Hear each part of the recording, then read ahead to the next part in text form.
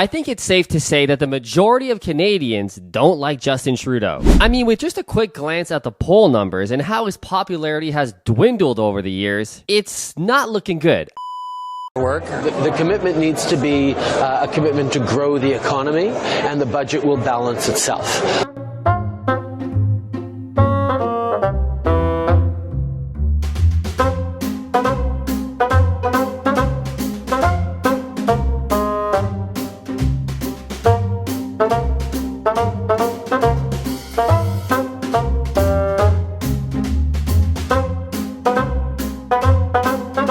I mean, just see what Canadians are saying on the street when interviewed. Yeah, I completely disapprove of Justin Trudeau. I think he's done a terrible job in Canada. You know, I'm actually ashamed. My name is Justin, too. I think he's bringing shame to the name Justin. Or even better, what public figures think of him. Now Canada's falling apart. All the that they did during COVID was just the total wrong direction. The trucker convoy, when they froze people's bank assets. You can't make honking your horns illegal. Bro, they froze people's bank accounts that donated money to the convoy. That's crazy. They say he's the son of Fidel Castro, and could be. I mean, anything's possible in this world, you know? 3 in 4 Canadians think Justin Trudeau should step down. He has a lack of funding. The Conservatives are outfunding him by 3x. He's getting heckled at every in-person appearance. Of that, the other part of... come on! Really? Canadians are ensuring that it's not going to be easy from here to the end. And I mean, why should he have it easy? He screwed the population over the past 9 years of him being in power. But where exactly did he go wrong? Was he doomed from the beginning with his also popular "the budget will balance itself" slogan? And the budget will balance itself. And the budget will balance itself. Budget will balance itself. Stay tuned as we unpack why Justin Trudeau is the most hated Canadian Prime Minister. Justin Trudeau, the polarizing figure at the head of the Canadian economy, the supreme leader. But why exactly is he so hated? Well, on top of his famous, that made no sense, the budget will balance itself, and the numerous times he's admitted to doing blackface, you know, it didn't start off so well, but somehow he talked his way out of it. One thing we know is Justin Trudeau is a smooth talker, incredibly skilled, and he talks his way out of those. We've continued to step up in keeping Canadians safe. Let him bring assault weapons back to our streets. We'll keep Canadians safe. But what he can talk his way out of is the hardships Canadians are now feeling. But it's worse than just keeping the tax. Trudeau now thinks it is time to quadruple the tax on Canadians right across the country. Why now? Now, after 8 years of Justin Trudeau, everything costs more. We have inflation through the roof, unaffordability that we haven't seen in over 40 years. People can't afford a mortgage payment. They can't afford a rent payment. They can barely afford groceries. So Trudeau can, say all he wants, talk all the political theater about how we're going to save climate change and all that. Dude, nobody wants to hear that right now when you can't even pay for your bills. And I think that's the biggest effect against Trudeau right now is the state of the economy. Talking is nice, political theater is nice, but facts are facts. And the fact is, the majority of Canadians are struggling right now, and they don't want to hear about fucking climate change. Now, the other reason why people don't like him so much is because he was obviously the son of another prime minister, Pierre Elliott Trudeau, and he obviously grew up in a more privileged family. He's got connections. We've heard all the stories of him going skiing with his rich buddies who pay for all of his trips. Those are conflicts of interest. And that's what the majority of Canadians are now figuring out and putting 2 and 2 together. Trudeau has a lot of conflicts of interest due to his upbringing, his privileged, wealthy upbringing. And it's hard to take him serious. Is he doing these policies or these decisions for the good of Canadians, or is he bought and paid for? Couple that with the fact that during his upbringing, his experience is thus of being a drama teacher. He doesn't have real world experience, never ran a business, never had to deal with financial statements, balance sheets, hiring and firing employees. Good things that any prime minister should. When you're running the country, and I know this might piss off a bunch of people, but it is what it is. If you're running the country, you're basically running a business. You're the CEO of a giant business, which happens to be a country. There are financial statements involved. There's a fiscal budget. There's a monetary budget policy. There's economics. Every decision you make will have an intended and unintended consequence, which is what we always break down on this channel and how it's going to affect you, the consumer. It really should be a qualification for any prime minister, any top level politician to have real world business experience. You know, take AOC for an example, a bartender who's now a congresswoman. That shouldn't be allowed. I think people should be voting on, is this person qualified? Rather than saying, are they saying cool shit? Like a fucking student council president rally. You know, you're going to vote for the most popular person, the most theatrical, the most charismatic. Again, that's just how politics is. The most charismatic, you know, the most handsome. You're more likely to win political races if you have, you know, those attributes rather than, can this person actually run the goddamn country? Now, what's also really pissing off Canadians is Trudeau's obsessiveness over DEI. Always, as we look to what makes our communities strong, one of the best examples is right here. Our diversity, the resilience that comes from different perspectives, different backgrounds, different cultures coming together and celebrating the same things. That is at the essence of our country. It's the essence of our values. It's at the essence of what we share with the world, loudly and proudly, when we gather together and celebrate that our differences are a source of strength, never a source of weakness. Diversity, equity, and inclusion. You know, we have to be inclusive. We have to hire this many people of color, this many white people, this many. We're getting sick of it. We're getting sick of it. Common sense is coming back in saying DEI would be nice, sure, but are they qualified? And I'm sure the vast majority of you watching this, even if you disagree with me, in the back of your mind, don't fucking lie to me. You're going to go, yeah, he's right. I want the person, guy or girl, I don't care, black or white, I don't care. Can you do the job the best? If you can do it the best, you should do it.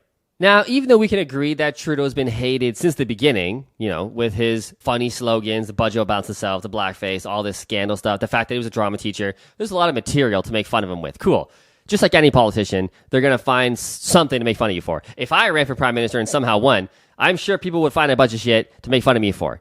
No problem. But it goes beyond that. It feels like it's gotten worse and worse and worse as the years go on. And like I said, as I always say, the reason I think it's, you know, different this time, every politician, every prime minister gets hated after 8 to 9 years. We can go back throughout history and see that the vast majority of prime ministers who make it to year 8, year 9, they don't go to year 10, 11, 12. It's like clockwork. 8, 9 years, you're out. People just get sick of you, naturally. It's a half of a next generation. There's different thoughts of that next generation. They don't agree with what you did for the past 9 years. Inevitably, people are going to get sick of you. But this time, it's more than that. It's getting beyond that. And the reason that I think that I always say is because, unfortunately for Trudeau, at the 8, 9 year mark for him, we're in an economic recession. And one that we haven't seen for the past 40 years. It's pretty bad. We have a new phenomenon, not seen since at least the Great Depression, where middle-class people are becoming homeless. Fully employed carpenters and nurses living in parking lots, in cars, in Canada. 8 years ago, this would have been unimaginable. What happened? Justin Trudeau happened. He's just making it worse with stupid policies. I really believe that from 2015, when he got in, to 2024, 2025, when he's probably going to be kicked on his ass, that was a magical time for the left. If you were a liberal, if you're a left person, the last 10 years have been bliss for you. The amount of progression we've done on socioeconomic thoughts and ideas, and it's been crazy. It's been on 10x speed, warp speed, on how much we've progressed on a bunch of socio policies. And Trudeau's been milking that and kind of been at the head of that.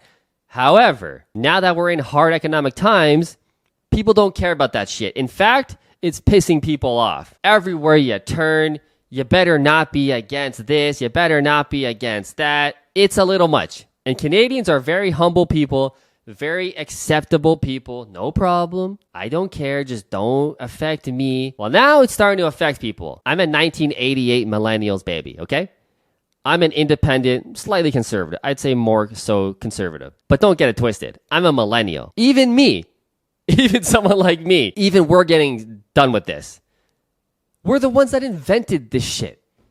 Social media, we grew up with social media, globalization, a globalized world, being liberal, wanting to save the tree. That was us. Like, we were extremely progressive on pushing those agendas. And now that we're in our 30s, now we're saying, yeah, cut it the fuck out. I got a family to raise now. I got a job that I've been working at for fucking 10 years and I hate it. I'm becoming my boomer parents. Now I'm understanding why they were so fucking miserable. Now I'm miserable. Anyway, we're becoming our parents. And we're fed up with it. And now we're getting this shit jammed down our throat in the middle of an economic recession. Fuck off. Now we're done with it. On top of that, you got Gen X and boomers. I don't even know how their head is still on. The rage they must feel is insane. If millennials are getting sick of this DEI crap, I can't even imagine how they feel. It's getting much. What I'm trying to say is the pendulum is swinging. This is normal. This has happened throughout all time. Most recent times I can think of, the swinging 60s. Our boomer parents. Remember the 60s? Throwing your bras in the air, burning your bras, party time, Woodstock, LSD, smoking marijuana, dude. My parents, I don't know about you, they weren't fucking chill in the 80s and 90s. That shit was rough. That was a rough economy. I got yelled at, spanked. You know what I mean? You remember the boomers? Get a job, work hard, shut up. You know what I mean? What happened to the swinging 60s, Dad? Shut the fuck up. Well, that was us. In the 90s, 2000s, we were the ones pushing the agendas. Make love, not war. Listening to emo music with our hair in our face. Leave me alone, Dad. Now we're the dads. And we're saying, pride parades everywhere I look. Get it the fuck out of my face. I got children, for God's sakes. The pendulum swings back and forth. Totally normal. To wrap this up, can we get better as a country? Can we get better? What has to happen? What has to change? Well, first off, the economy has to get better for the middle class. Everything hinges on the middle class. We live in a consumer society. That's how the economics work in Canada and America and most of the Western world. We are a consumer economy. If people aren't spending and gravitating for the next rung on the ladder, everything's going to break down. And right now, people aren't reaching for shit. They're not spending on nothing. They're trying to survive. And that's not going to last much longer. That's typically why recessions last 1, 2, 3 years, max, before the government starts printing money like crazy to stimulate the economy before we have civil unrest and people lose their fucking mind. It's all manipulated by the government. Lowering rates, manipulating the price of oil, financial markets, tick, tick, tick, tick, tick, tick, tick, tick. Nobody understands, dick. We just think we do. They're in control of everything, and they make it when they want it. Recession here, recession not there. We need a recession. It's 2019. We've been going on pretty strong. What can we do to cause, a temporary recession? How about we drop a virus? Okay, I'm going to stop right there. You know what I mean. They can do whatever they want, dude. But the foundation is we need a strong economy. So if we have a fiscal responsible prime minister running, I don't know, Pierre Poilievre, someone like that. I don't know who, but someone like that. That's the first step to improving this country. Fix the economy, get people back to work, get people, have people's paychecks go somewhere. Have people reaching the consumer ladder. I want more. I want the next car. I want the next house. We don't want to get stuck in that trap as people trying to better our own wealth status, but let everybody else do that because that's what propels the economy. That's what we need. That's what Canada's probably going to get. Interest rates are starting to come down already. The money printer's starting to crank. Pretty soon it's going to start cranking fast. And in the next 6 months, 12 months, 24 months, the economy is going to get a lot better. Good times are coming. Again, blue skies. Question is, what are you going to do about it? Are you going to spend, get the nice clothes, try and get the Rolex to impress your friend who's a fucking moron anyway? Or are you going to invest wisely, take it slow, make some smart decisions so that you never have to work a day in your life again? If that's what you want, subscribe to this channel because all we do is break down the economics, the politics, how it affects you, and how you can take advantage of all of it and get wealthy. Let me know your comments below. Let me know what you think about all this. I'll see you in the next video.